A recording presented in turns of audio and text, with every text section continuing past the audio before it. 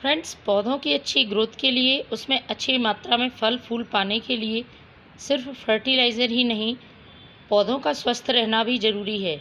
यदि पौधे में लगातार इंसेक्ट अटैक करते रहेंगे या फिर फंगस रहेगी तो पौधा कभी भी ग्रोथ नहीं कर पाएगा, चाहे हम उसमें कितना ही फर्टिलाइज़र डालें। तो आज के वीडियो में मैं शेयर करने वाली हूँ किस तरह से इस आसान से घरेलू तरीके से आप अपने प्लांट्स को स्वस्थ हरा भरा रख सकते हैं और पौधे के लिए ज़्यादा मात्रा में फल फूल देने के लिए तैयार कर सकते हैं। अक्सर गर्मियों के मौसम में प्लांट में चींटियाँ और इंसेक्ट्स ज़्यादा हो जाते हैं। ख़ासतौर पर आपने देखा होगा, ये देखिए मिलीबग आप देख पा रहे होंगे, गुड़हल में मिलीबग की बहुत ज़्यादा समस्या हो जाती है। और यदि हम इस पर केमिकल इंसेक्टिसाइड या फंगिसाइड का यूज़ करते हैं तो गर्मी होने की वजह से यह प्लांट के लिए साइड इफ़ेक्ट करता है, पौधा सूखने लगता है और पौधे में ग्रोथ रुक जाती है। तो इसके लिए आपको कुछ जैविक तरीके अपनाने होंगे जिससे कि पौधे पर किसी तरह का साइड इफ़ेक्ट नहीं हो। तो आज मैं आपको बेकिंग सोडा की मदद से बताऊंगी कि आप किस तरह से इस तरह के इंसेक्ट से प्लांट को छुटकारा दिला सकते हैं और पौधे पर किसी तरह का साइड इफ़ेक्ट नहीं होगा। लेकिन प्लांट में जब भी इंसेक्ट अटैक होता है तो हमें कुछ बातें ध्यान रखनी होती हैं। यदि उन बातों का आप ध्यान रखते हैं तो मिलीबग हुआ, किसी तरह का फंगस हुआ, ये सारे कंट्रोल में आ सकते हैं। पहली बात, आपको अपने प्लांट को हमेशा चेक करते रहना चाहिए कि किसी तरह के इंसेक्ट इसमें तो नहीं है, क्योंकि हमारा ध्यान जब जाता है, जब प्लांट में बहुत ज़्यादा इंसेक्ट अटैक हो जाता है तो उसको फिर कंट्रोल करना मुश्किल हो जाता है और हमें केमिकल इंसेक्टिसाइड या फंगिसाइड का सहारा लेना पड़ता है। तो जब भी आप पानी प्लांट में देते हैं, वाटरिंग करते हैं, तो आप चेक करिए कि उनकी पत्तियों के नीचे किसी तरह के या मिट्टी में इंसेक्ट तो नहीं है।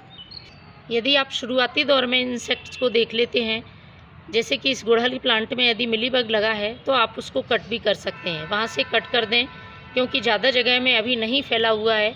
तो आप यहाँ से इस तरह से इसको ब्रांच को कट कर दें और इसको इस प्लांट में से हटा दें। दूसरा ज़रूरी काम, यदि किसी प्लांट में इंसेक्ट अटैक हो गया है, मिलीबग हो गया है, तो उस प्लांट को आपको और दूसरे प्लांट से हटा के दूर रखना होगा, नहीं तो ये सारे प्लांट्स में फैल जाएगा और आप इसको फिर नहीं हटा पाएंगे। ये मिलीबग पौधे की ग्रोथ रोक देता है और पौधे में फूल नहीं आने देता है। बड्स बीच में से ही फूल बनने से पहले ड्रॉप हो जाती हैं। तो आज मैं मेरे प्लांट्स को इस बेकिंग सोडा का एक स्प्रे बनाने वाली हूँ। शाम का समय है, तेज़ दोपहर में इस स्प्रे को आपको अपने प्लांट पर स्प्रे नहीं करना है, इसलिए मैं अभी स्प्रे कर रही हूँ। आप सुबह के समय भी, जब तेज़ धूप नहीं रहती है, तब इसका स्प्रे कर सकते हैं। गुलाब में होने वाली किसी तरह की फंगस भी इस बेकिंग सोडा की मदद से ख़त्म हो जाती है। तो चलिए स्टार्ट करते हैं। तो मैंने लिया है इसे बनाने के लिए 1 लीटर पानी और इसमें मैं यूज़ कर रही हूँ 1/4 चम्मच बेकिंग सोडा। ये खाने वाला सोडा है, बेकिंग पाउडर नहीं है, इस बात का ध्यान रखें। इसमें जो दूसरी चीज़ मैंने डाली है वो है 5 से 6 बूंदें वेजिटेबल ऑयल की। आप नीम ऑयल भी ले सकते हैं और इसको आप प्लांट की मात्रा के हिसाब से कम ज़्यादा भी बना सकते हैं। तीसरी जो ज़रूरी चीज़ है वो है ये डिश वॉश की आपको 6 से 7 बूंदें लेनी है और इन तीनों का आपको अच्छी तरह से एक स्प्रे तैयार कर लेना है। प्लांट पर काफ़ी इफ़ेक्टिव होता है, सभी प्लांट्स पर आप इसका यूज़ कर सकते हैं। मात्रा का ध्यान रखें, ज़्यादा मात्रा यूज़ नहीं करनी है और महीने में 1 बार यूज़ करना है। यदि इंसेक्ट अटैक ज़्यादा है तो आप 15 दिन में इसका 1 बार यूज़ ज़रूर करें। इसको आपको स्प्रे पंप में भर लेना है।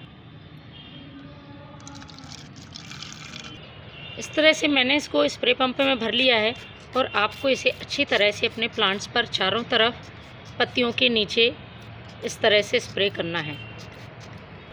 ऐसा करने से फ्रेंड्स आप देखेंगे कि धीरे धीरे आपके प्लांट्स के ये मिलीबग हैं या इंसेक्ट हैं वो बिल्कुल दूर हो गए हैं और पौधा फिर से अच्छी ग्रोथ करने लगा है।